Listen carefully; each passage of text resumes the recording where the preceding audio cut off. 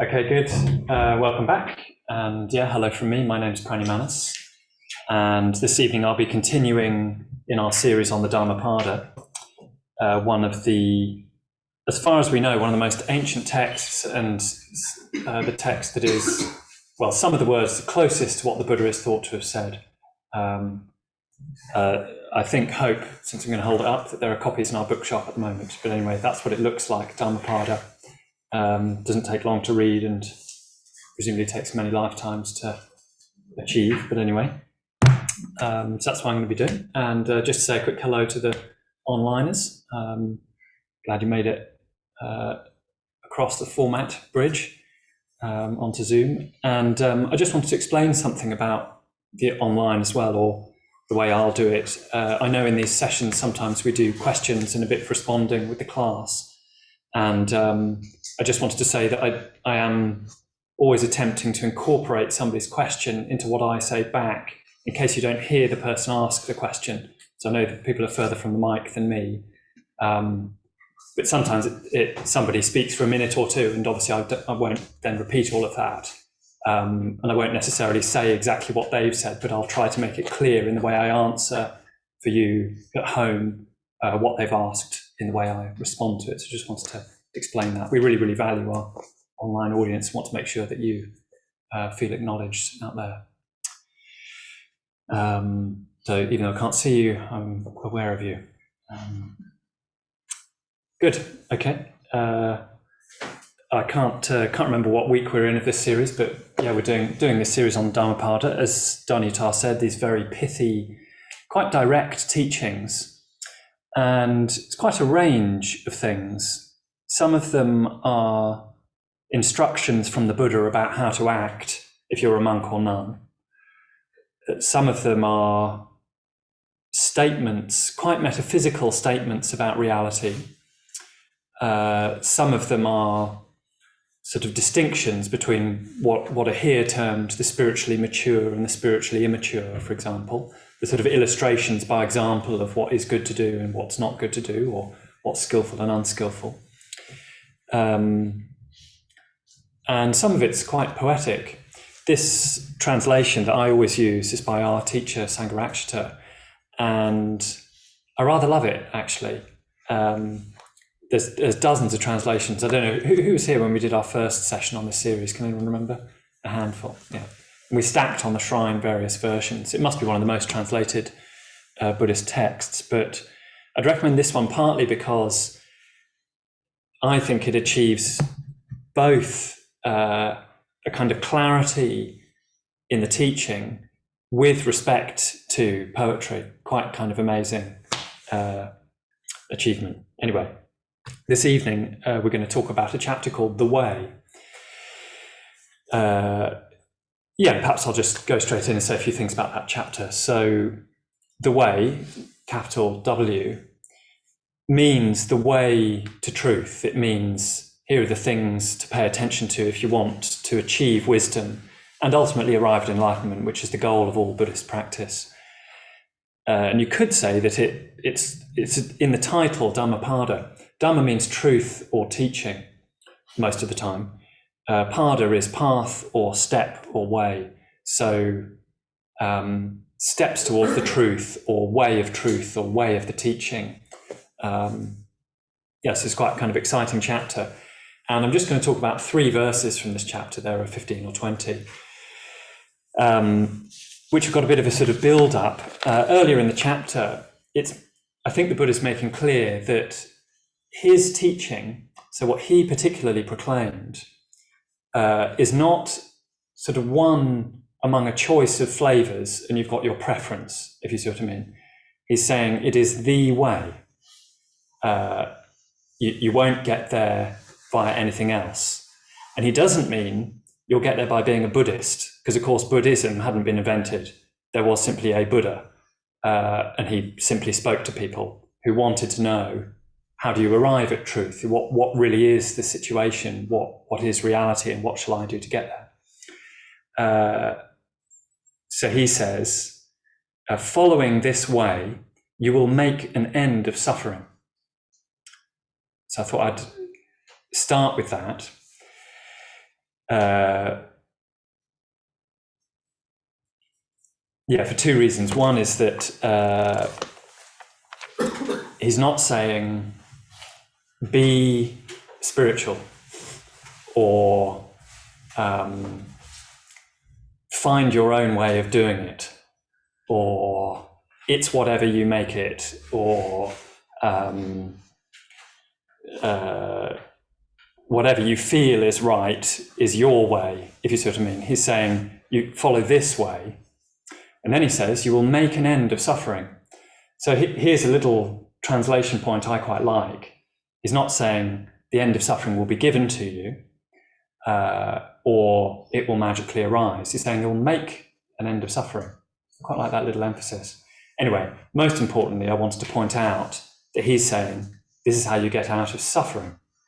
So that's the real kind of purpose and starting point of Buddhist practice. We'll go into this more later, but not only is he not saying, you know, this is the best flavor, or this is the one I like, why don't you try it? He's also not saying something like, I am the son of God, and you need to accept that and let me into your heart if you want salvation. I'm not naming any names of other religions, but he's simply saying, if you want to get out of suffering, follow these teachings. So I think there he's going right to the heart of the issue that must be why people have come to hear him speak, if you see what I mean. Anyway, we'll go back to that later, but I think it's both the starting point of Buddhist practice and its purpose is to go beyond suffering. So he mentions that early in the chapter. And in a later verse, he says, by you must the zealous effort be made. The enlightened ones are only proclaimers of the way. So very important points in here as well. Again, I rather like the poetry. By you must the zealous effort be made. It's quite stirring, quite challenging, I think. The enlightened ones are only proclaimers of the way. And again, I mean, I'm serious when I say I'm not trying to criticize those who follow other religions exactly. But I think that this chapter has something in it that would deny what we sometimes call universalism, which is a way of thinking that would say that all religions are essentially the same and essentially getting at the same thing, if you see what I mean. Because in at least the major world religions outside of Buddhism, the prophet or savior or God is a giver of salvation rather than a giver of the way to salvation. You see what I mean? It's a very, very important point, I think, about Buddhism. I was just reading recently about Dr. Ambedkar, mid-20th century Indian, lawmaker, thinker, then religious leader, who, when he was trying to find a religion that would liberate people formerly known as the untouchables in caste Hindu society in India, who'd been terribly mistreated for many centuries. And in the Hinduism they were taught, at least, the caste system told them that something essentially in them meant that they were at the bottom of the pile. And he was trying to lead his people out of that situation, but also out of that belief. He researched very deeply all of the major religions, looking for one that he found truer than the one that had taught him and all of his followers, relatives, that they were somehow essentially low and unworthy. And he makes a lot of this point that he thought Buddhism was particularly really stood out from other religions because it gives us the way to reach what, if you're comparing religions, you'd call salvation, rather than giving it to us ourselves. So the Buddha is really emphasizing that as well. You could just say, it's summed up in that first sentence, by you must the zealous effort be made. which is, of course, why we meditate, work on our minds, have to adjust, well, not adjust, we have to accommodate the practices within our own particular life. We're not trying to just become like other Buddhists. And we can't rely on it coming from the outside, even though, of course, we will be very dependent in many ways that we cultivate gratitude for and awareness of, like dependent on our teachers for giving us the Dharma, dependent on conditions favourable enough that we can just come to an urban centre, walk into a place like this and hear the Dharma. We've got to make that zealous effort. Okay, just see if there's anything else on that. No, don't think so. Okay, so I'll read these verses now that I'm going to particularly concentrate on from the chapter The Way. All conditioned things are impermanent. When one sees this with insight, one becomes weary of suffering. This is the way to purity. All conditioned things are painful. When one sees this with insight, one becomes weary of suffering. This is the way to purity. All things whatsoever are devoid of unchanging selfhood. When one sees this with insight, one becomes weary of suffering. This is the way to purity. Okay.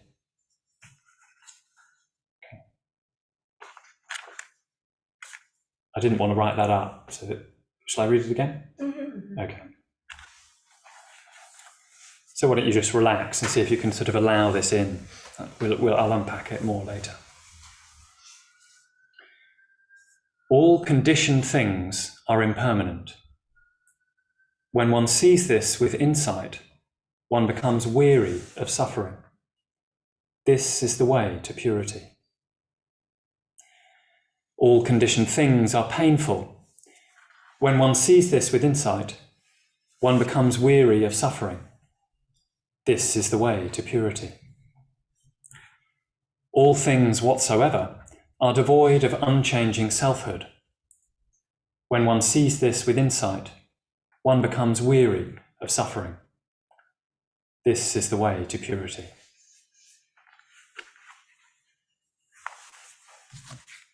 Okay. So quite rousing, quite bold and clear, and uses repetition a bit, I think, to make the point. So you've got, the last two, each verse is 3 sentences, and the last 2 sentences are always the same. You've probably picked that much up. But it's saying all conditioned things are impermanent, all conditioned things are painful, all things whatsoever are devoid of unchanging selfhood. So it gets a little bit more, not complicated exactly, it gets a little bit more subtle in the last verse, and there's a slight change. But I thought we'd go through this one by one, because here's a really good chance, whether we've come across it in the Dhammapada or anywhere else, and you do come across these teachings in a lot of places in the Pali Canon, the Buddhist canon, they're really central to the vision of Buddhism. But I think they also need a lot of unpacking, and we need to make sure that we add in a kind of follow-up, both a context and a follow-up. So let's see if I can do both of those this evening. The context for these teachings, and in a way where you go next with them in the mind. Partly because, stated on their own, they don't sound like terribly good news. So you're seeing a bit of that. They're negatively expressed, and there's a whole load of sort of traditional reasons for that. But let's go through them and see what we make of them. So I've written one-word versions up here. So I hope you can see that if you're online, although they're not hard to remember. So impermanence, first of all, is one of the most famous teachings in Buddhism. And if that's all you hear of Buddhism, if you have a wonderfully positive, sort of positivity-soaked, prepared mind, it might be that you can hear that all conditioned things are impermanent and feel a sort of joyous release and detain insight. But I think outside of those conditions, it can emphasize endings more than beginnings, for example. And then there might be a reason that that's being done, and we've got to bear in mind that it's also just talking about change or changingness in all things. Okay. Let's do it the other way around. Let's do the negative version first. So, impermanence. What he's doing here partly is countering a belief we already hold. In a way, he's sort of not just chatting from his inspiration. He's noticing the particular delusions that people are in and countering them. See what I mean? So he's saying what he thinks people need to hear.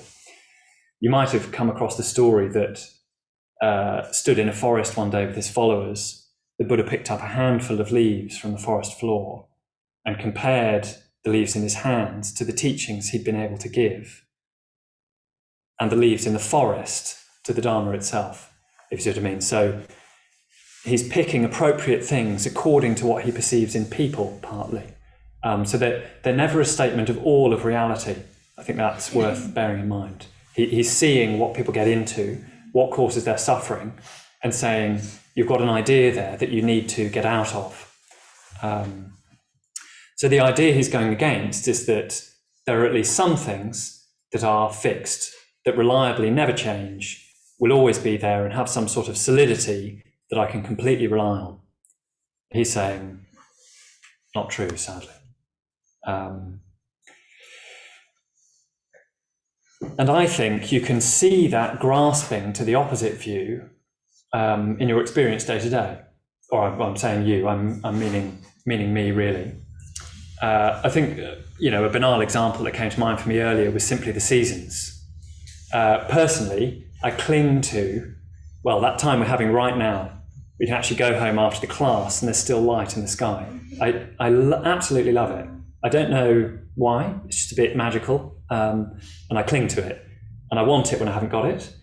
And then when I have got it, I do quite a lot of sort of little bits of mental measuring, like bits of I'm determined to enjoy this and grab it and sort of feel like, I don't know what you do when you grasp an enjoyment. You like tell yourself it's really happening or something, or you try to sort of notice it really explicitly, or maybe you just say it to somebody else. You try and sort of say, this is happening now, and yes, this is the thing that I want.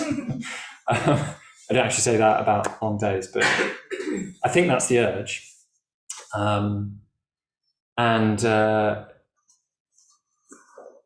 mind never quite rests over it. You see what I mean? I've got a lot better because I've sort of reflected on this. I used to love summer and hate winter in a way that I was sort of slightly neurotic. Anyway, I'm better now. I've been to all the right meetings, so I'm better now. But I noticed that I still have to slightly work at saying all these things that arise, like how much daylight there is, what temperature it is, whether or not the sun is out from behind the clouds, etc. It will just keep changing. So whether the bit that I like is happening or whether the bit that I don't like is happening, they have exactly the same quality of impermanence.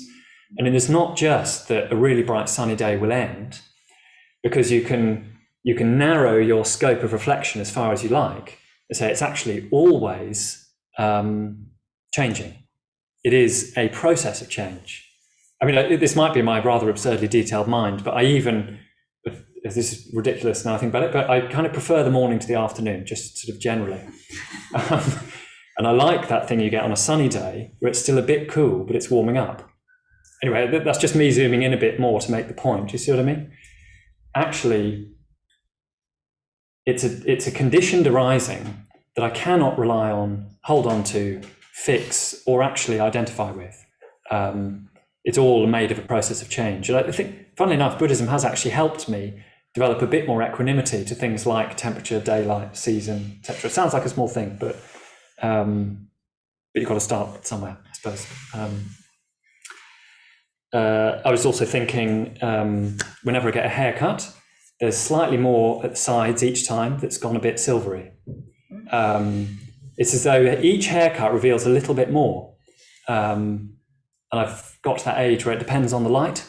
And sometimes in a photo, it looks like it's all still dark. And then I haven't analysed which types of light it is yet, but in other types of light, it's like, whoa, it's starting to really slip, you know. And I get this thing when I look in the mirror, something I can't quite understand is going on, because in the past I've identified with being young because that was all I ever knew. That's starting to fall apart just gradually. And I can feel the bit of me that is grasping after that not happening. Is this familiar, these kinds of things? I don't know if my examples are very banal, but yeah, okay. So I mean, let's say to go a little bit less flippant, you know, the state of health in the body, or the state of fitness in the body, or even the youth of the body, it is going sort of downwards, it is deteriorating. I don't know, once we're past our sort of peak. And there's something about that that's hard to accept, even in those little ways. But to skip straight to what the main emphasis of this negative statement might mean, of course, the main implication of all of this, whether it's summer, winter, grey hair, etc., is of course that all of us are going to die. Impermanence, if you want a quick way to translate it into something that is real for you at any time and means something for absolutely everybody, it's that our death is certain. No one can escape it. And of course, really, that's probably the basis for all those tiny zoomed in types of clinging, where I don't want to have grey hair and I don't want another winter to follow another summer. You see what I mean? You want all of that to just basically want to press pause. We can't. And he's trying to sort of crack through a genuine delusion there that, like I'm saying, I think you can actually pick up and identify and feel in small or large ways. It's very hard to take on board, I think, when somebody does die, that is simply an implication, that's simply a fact of life, that's part of our existence. It follows from their having been alive. We can, of course, turn that into a whole lot more meaning, and in many ways it will be good to, and storytelling and love and the ways in which somebody's contribution to the world will live on in other people and the ways people have affected each other. There's still the fact that all our lives will come to an end, and something that we've got to remember in that.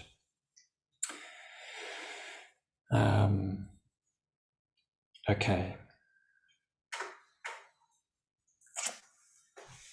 So I've written the Pali words here as well, because some of these things are best left untranslated. Most often you hear impermanence in English, but I've written anicca there, the Pali word, in case you want to remember to think of it as changingness, because it's also saying each winter will just keep following each summer, if you see what I mean, and just as things cease, things also arise. You could say just as people die, people are born. In case we'll have a tendency to focus too much on the fact that everything ends. Yeah. Okay, so I better move on. All conditioned things are, in here it says painful. All conditioned things are painful. You could say all conditioned things are unsatisfactory, or all conditioned things involve suffering. And this is the teaching of dukkha. Lots to say here. Maybe I'll just keep going at a bit of a clip and say that the tradition breaks suffering down into three kinds, and hopefully whatever reflections we want to sort of conjure now in our minds or later, if we have a bit of discussion, fit into one of these. Okay, so traditionally three types. One is called dukkha. Doesn't sound good, does it? Simply means the pain of pain. Like if you stick a needle in yourself, it will hurt, and things like that will happen. We will get injured, we will get sick, we will be separated from what we like. as well as our death, there's the deaths of the people in our lives to come to terms with. There's just painful experience is going to be part of life. Okay. The second is called parinama dukkha, or viparinama dukkha sometimes. And that means the pain or the unsatisfactoriness of change, or even the potential for change. Okay, so it sounds a bit complicated. All that means is that if something is going well right now and we are quite satisfied with it, which is fine, Buddhism's not knocking that, and it's not saying there isn't pleasure by any means, which we'll come on to. It's saying that you can have an awareness that it will slip away as well. Possibly we get this with food. I think if you notice your mood on a kind of micro level, you can notice things like excitement when a plate of food arrives, a bit of ooh when you're 2/3 of the way through, and then a bit of disappointment when it's over. Again, I'm giving a sort of slightly trite one so that you can look out for it in your day-to-day experience. But again, to go back up to the maxi level, you could say that we have people in our lives who we love, and we know that something about that will change and a separation will come eventually. Perhaps the most poignant expression of this is where, let's say, somebody has a terminal diagnosis, so they're there, and we know that at some point they won't be. So that's famous for, well, at least on the side of the person who's ill, being a very bittersweet experience, isn't it? I mean, lots has been written about the way it changes a person's perspective, because as well as the poignancy and pain of loss, it seems from lots of accounts that it releases huge appreciation of beauty, fleetingness, the importance of love, and a kind of major reprioritization. Anyway, that would be parinama dukkha, or the pain of change, the losing things that are pleasant or satisfying at the moment. And the third is called khandha dukkha. It's a bit, won't bother translating that. It's sometimes translated as existential suffering. The word existential has got very common, and I think sometimes we say we're feeling a bit existential when we don't quite know what we're feeling. But anyway, this is a bit more specific. It means basically the suffering of having a mind and not being enlightened. We know that even if we enjoy pleasures of the senses, and even if we can sort of construct just about a life that's going well and have a flow of days where things go well, even, you know, if you have a flow of days and nights that go well, say you have like 4 nights in a row where you sleep like a log, and 3 days at work where it feels like you are actually knocking off some projects or whatever, or you're, I don't know, getting down to things you want to do. Probably somewhere in your experience, if you look at the next level of subtlety, because these are in increasing layers of subtlety, of course, is a dissatisfaction with our present state of development and the fact that we haven't broken through. So existential suffering. There's something in us, here's the sort of positive side of this, there's something in us, I think, that always wants to grow beyond where we are now. And that's inconvenient in a way, because it shines an unsatisfactory light on things that are otherwise going well. Do you see what I mean? It's a sort of double-edged thing. In the Metabhavana, we say, what do we say? Maybe well, maybe happy, maybe free from suffering, may you make progress. Phew. May you make progress, meaning may you grow. And I think that's interesting, because a person can always grow. Even a Buddha, it's thought, could unfold his enlightenment experience further. I mean, by that point, he doesn't need to make any effort to do that. He just needs to carry on living, and further expressions of it will be found, partly because he'll come into more contact with people who are not enlightened and find ways to sort of bridge the gap between his mind and theirs.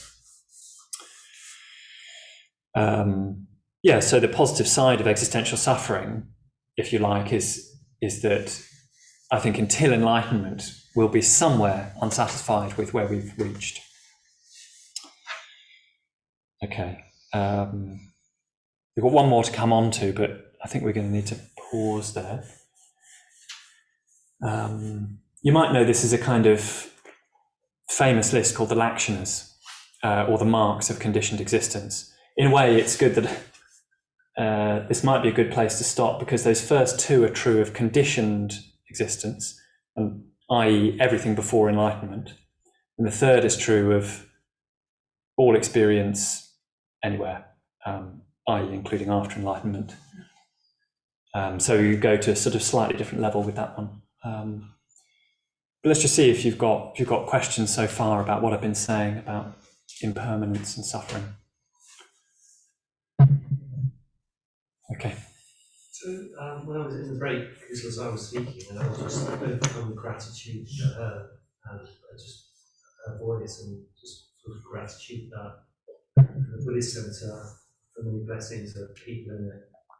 And when you're in that state of mind, or I think when you two I was talking about technicolor, then actually you're kind of closer to kind of whatever it is we're aiming for, and you're not clinging. I'm not really thinking, I'm not sitting here thinking, oh, isn't it a shame Kusala isn't speaking to me now? Gratitude was there, and it's gone. I'm not clinging. I'm not desperate to hear. You know what? Okay, so you're talking about gratitude in contact with something meaningful. Have you got a question? Yeah, well, so actually, the sense of I can't remember what you said about the word about there are some things which, although are impermanent, you're not clinging to it, and so there is no suffering for the fact that it's no longer here.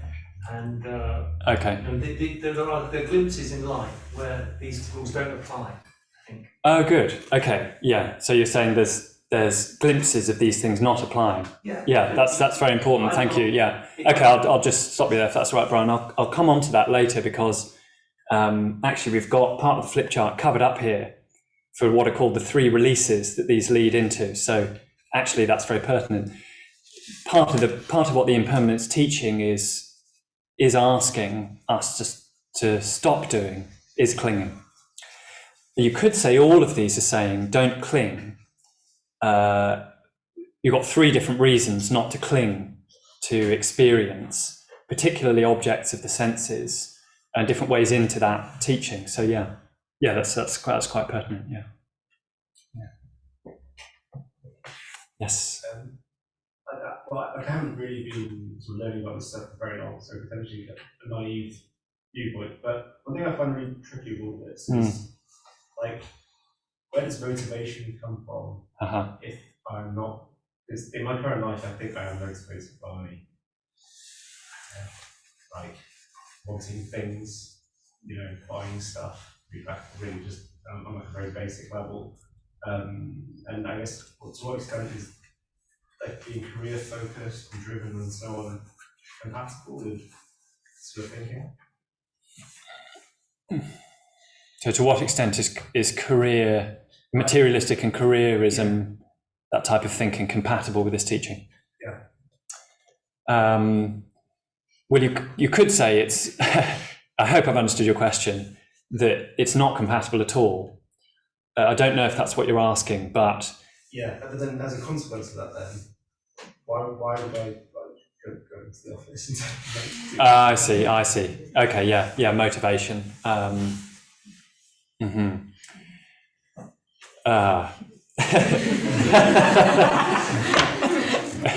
Specific situations are sort of slightly difficult to answer for, because it might be that you go into an office and help, I don't know, create conditions, however basic, for people to grow. I don't know. Let's say, if you reflect on these teachings, you'll become more conscious of motivations and probably start to refine them somewhat. And that won't necessarily even then give you an answer of what job is good to do or not do. But hopefully what happens is you're put more in touch with your values. I suppose in a way he's not, the Buddha, not building a bridge for us between these quite strong statements about reality and our experience and particular choices in life. I suppose the sort of bridging work is up to us. But if I can continue a bit, I don't know if this is what you're saying, but the downside of the negative method is that it could sound like it's going to cut underneath things that we see as substantial, for example, meaningful work. And I don't think that's the idea. There's a very, very important distinction, not often brought out enough in the tradition, between method and doctrine. And these are a bit of both. These are both saying something that's true, but also, like I say, he's saying it for a particular reason because we cling to a wrong idea. So it might be, for example, that somebody really goes to their job for security and they really are trying to use that to get out of suffering. But it's also possible to work a job with quite a bit of perspective, not expect from it things it can't give us, know that it's necessary for particular goals we've got short of transcendental wisdom, and then hopefully even one stage further, it supports our quest for wisdom, if you see what I mean. So the conditions we set up in our life are a few layers translated down from this, if I can put it like that, where yes, it's going to be up to us, I think, to, yeah, it's difficult without talking more individually to know, but oh yes, that's what I was going to say about doctrine and method. Method is quite often negative. Impermanent, characterized by suffering, insubstantial. Reality itself is not a negative, if you see what I mean. So it's not saying don't do this or don't follow that. Reality is not even the breaking apart of a wrong idea. It's something that we might see once we have broken apart the wrong idea. Anyway, that ended up a few curlicues in it, but have I given you something to think about there? You definitely do. Okay. No, thank you. Yeah, okay. Good. Yeah, when you said there was 3 types of suffering, what was the second one you mentioned? So it's called, so the second type of suffering, parinama dukkha, is the Pali for it, the suffering of change, or even the suffering of potential change. So where we do have something that is working or is good right now, but we know that we will lose it at some point. To be honest, these overlap quite a lot. I think you could say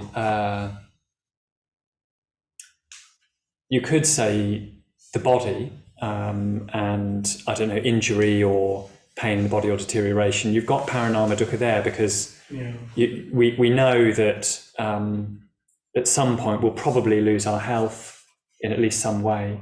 That will change, the body will age, that sort of thing. Yeah.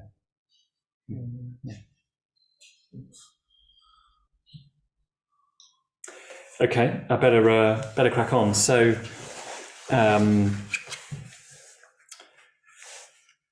all things whatsoever. I better check my text. How does the Buddha put it? All things whatsoever are devoid of unchanging selfhood. When one sees this with insight, one becomes weary of suffering. That's reminded me, actually, that a very important part of these verses is saying, seeing this with insight. Which of course a lot of the time we might not manage to do.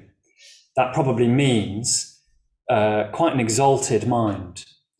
And he's not saying you can't do that now so it won't work. He's saying if you can see it with insight, you'll become weary of suffering. What he means there is you'll get tired we'll get tired of the ways we create our own suffering. Anyway, all things whatsoever are devoid of unchanging selfhood. This is the one that can need unpacking the most. So another famous teaching in Buddhism sometimes gets referred to as no self or non-self. I find that translation a little bit painful. I know it's getting at one of the most important implications, but again, it sounds like doubly negative, because it's not only starts with a no or a non. It sort of seems to be saying, you aren't there, man.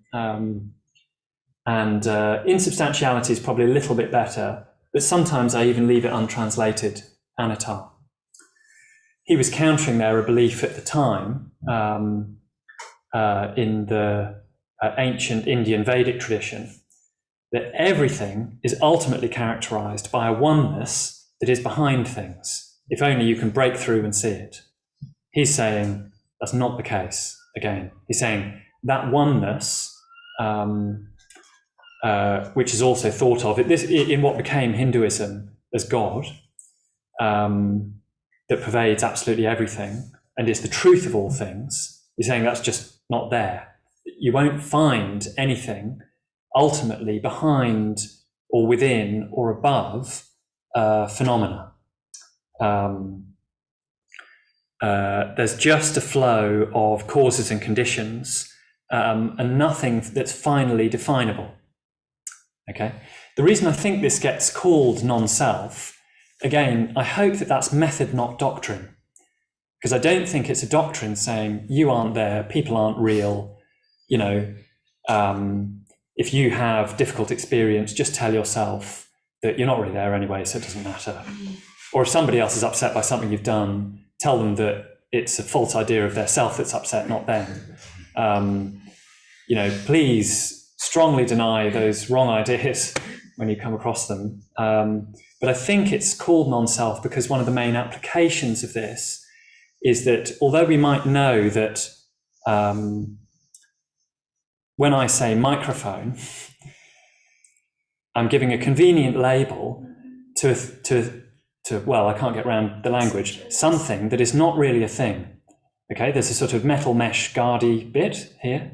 There's some foamy thing underneath that. There's a bit of casing, there's a button, there's a dial. None of those parts is the microphone. I don't think it would be a microphone if it was just those parts and didn't have its function of carrying a voice onto the internet or whatever. If you took it apart, there'd be no microphone there. If you left it for long enough, it would no longer function as a microphone. You cannot find something in it, if you see what I mean. Now, the most important implication of that probably is with people.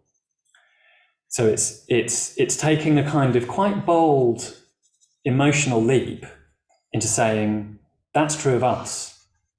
You get this, there's something in the Mahayana tradition called the Two-Fold Non-Selfhood, which sounds even worse than non-selfhood, doesn't it? It's like doubly non-self. Anyway, all that refers to is a sort of mantra that says all things are devoid of unchanging selfhood, or fixed essence, let's say.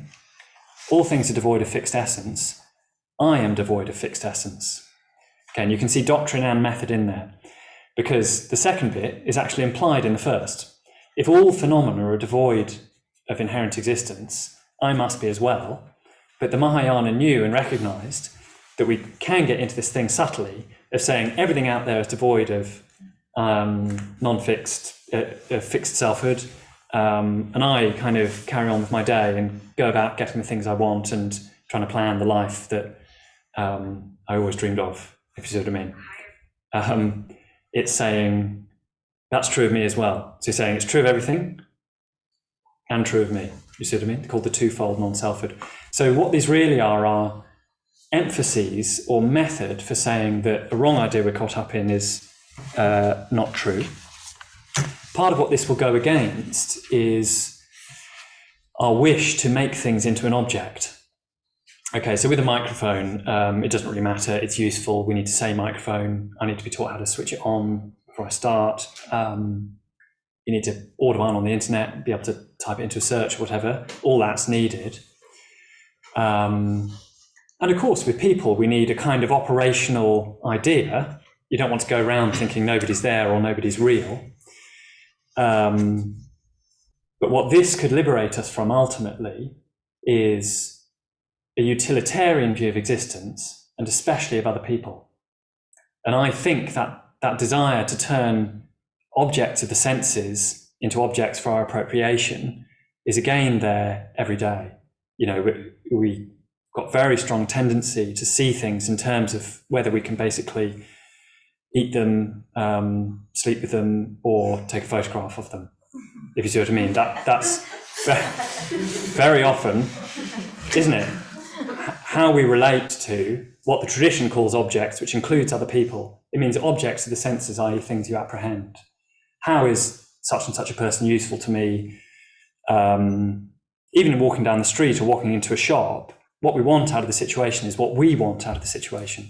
You see what I mean? It's very hard to be in a broader perspective than that sometimes, but learning not to fix so much must be a good thing. Okay, so I think we've done a bit on doctrine and method, a bit on, so seeing with insight. Let's bring this back to our daily practice and what we were doing earlier. Seeing that all things whatsoever are insubstantial could mean seeing them with metta. Metta at its most elevated level is actually an insight, if you see what I mean. It's not just saying I want to be more kind and I'll sort of workshop that in a shrine room. It is that. But it's saying a person is actually indefinable. I hope that you've got some taste of that in the Metta Bhavana, that the more, at least you can let go of a bit of a story. You come across the difficult person stage of the Metta Bhavana. Even in that phrase, difficult person, it's as though it's a quality in them and they're in a certain sort of basket. So we get them out of the basket, put them in our meditation. And sometimes, in spite of yourself, because we slightly want to have enemies, I think, in life, you go, oh, and it turns around a bit. And sometimes accidents in meditation are the best bit. You forget to tell yourself the stories about why this person's right and why this person's wrong and you're right. And accidentally you sort of love them a bit or see them in a wider perspective. Imagine that at its fullest, and you've probably got a version of seeing with insight that all things whatsoever are insubstantial. And that's where I think the path of the Bodhisattva starts. So as well as a Buddha, you've got beings that are saying they'll put off their enlightenment until they've delivered all other beings to enlightenment. And again, the Mahayana is concerned with the deep truth of things. That's a second major development in Buddhism, the Mahayana. Deep truth of things, but also sort of boundless love. So the Bodhisattva figure wants to deliver all beings to enlightenment, save them from suffering, without ever becoming divorced from the deepest truth about them. Do you see what I mean? So that the Bodhisattva isn't a glorified social worker, to put it briefly, and sort of doing terribly good things, working very hard and,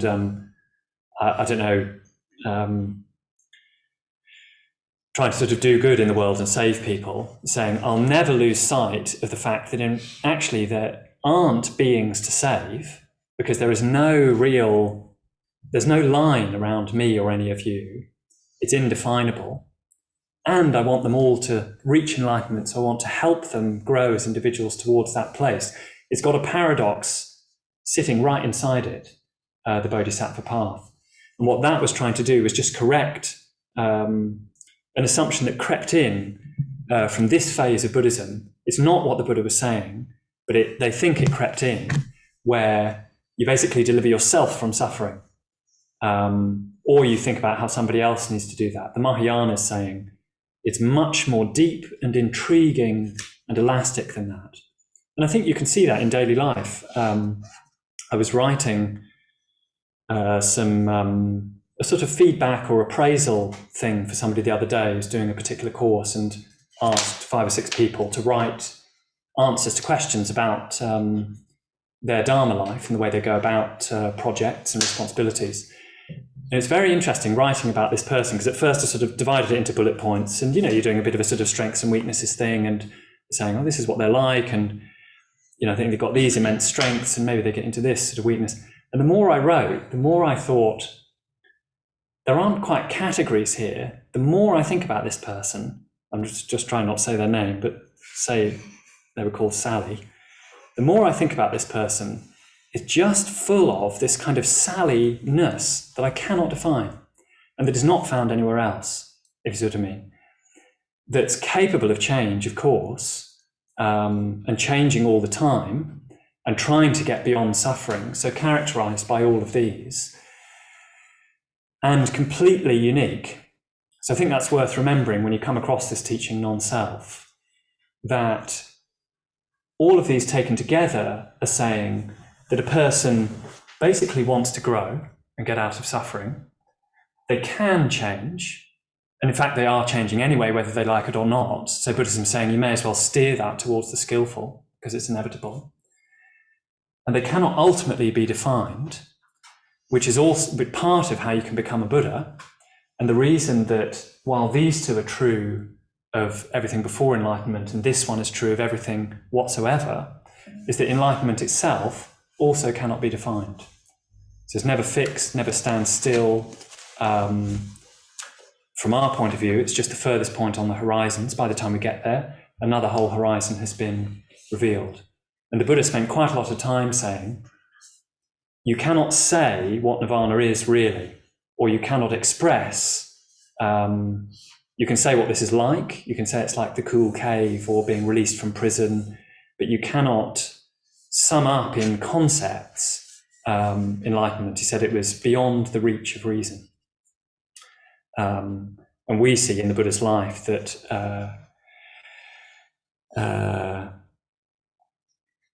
further expressions of that were always going to be possible. Of course, he had a physical body, so in the end that perished and he died. So there's a finite term on that particular expression of it, but his mind, being unconditioned, had not just no identity, but no limits on it. Okay, I'm just quickly going to, because Greg took the trouble to glue these bits of paper together. He's a school teacher, so he probably has to get the glue out quite often. Anyway, I was grateful for that. Oh God, I left one of them out. Okay, never mind. I'll just have to say it. These are the things you can be released into if we penetrate deeply enough with wisdom into these truths. So impermanence, the wisdom is called the signless, and that's really saying it has no characteristics you can name and you cannot label it. So that's a sort of, they're called samadhis or liberation. Samadhi means a kind of deep meditation. You go into a realization that things cannot be summed up or labeled or fixed or put on pause. If we stop craving things like a meal or a lover or a sunny day or whatever it is, and go beyond that, not that we're telling ourselves we just shouldn't do that and that's where we park it, but if we grow beyond that, we'll end up in a liberation called the unbiased. That means there's just no particular direction we're bothered to go in. And our teachers said that's like a perfect sphere resting on a perfect plane. i.e. it doesn't roll anywhere. It always could, but doesn't, because the plane is perfectly flat. It's equanimity. And this one, which I forgot, is voidness.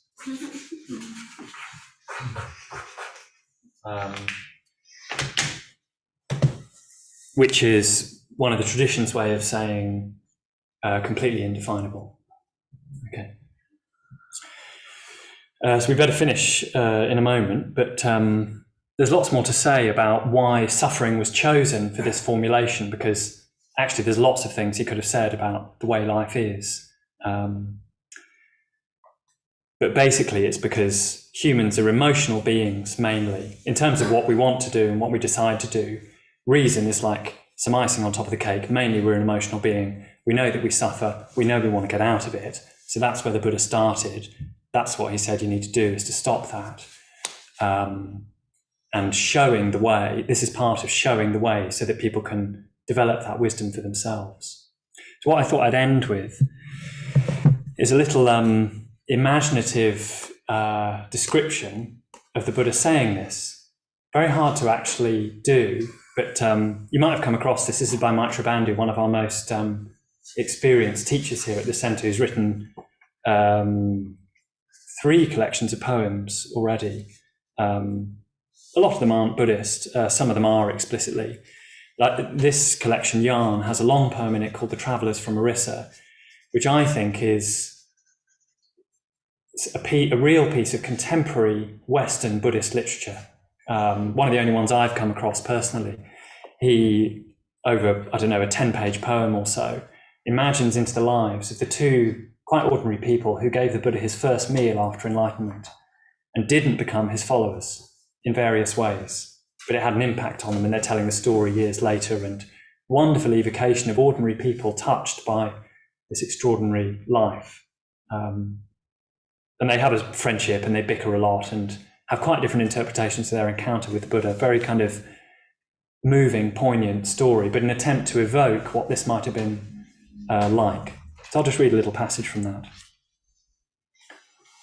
The man who's a farmer, his son, who knows that one day, years ago, he, the farmer, met the Buddha, has been nagging and nagging and nagging him to tell the story. And finally, the father's agreed.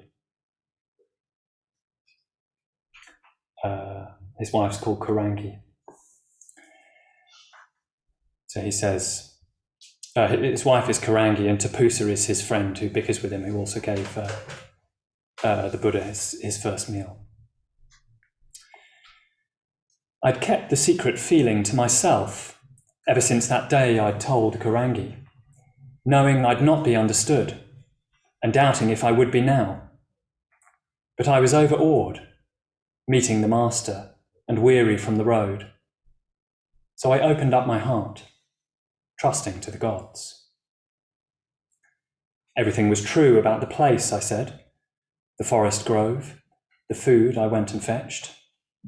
But after we had eaten, and after Tapusa had gone through all his questions once again and hardly listened and had no more to say, the master said, and I remember every word, I've kept them with me all this time.